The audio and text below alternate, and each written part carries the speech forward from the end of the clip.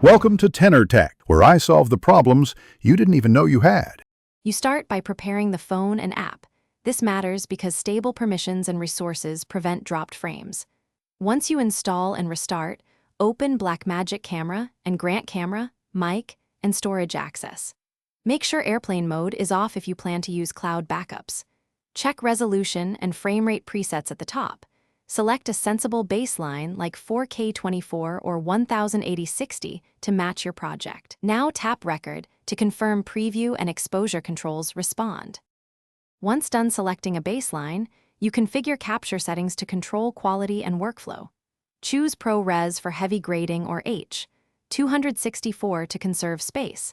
This affects file size and post flexibility.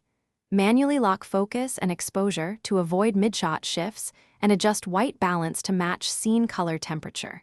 Make sure audio input is assigned correctly if you use an external mic, and apply a neutral LUT only after checking image latitude, so you preserve highlight details. You finish by recording with active monitoring. Watch the histogram and audio meters so you avoid clipping and blown highlights. Once recording stops, export using the app's share menu to cloud or transfer over USB for fast offload. Choose file naming and metadata to speed editing. If you encounter a crash, black frame, or missing audio, first clear the app cache and restart the device, then reinstall the app if problems persist. This sequence resolves most issues and preserves your footage.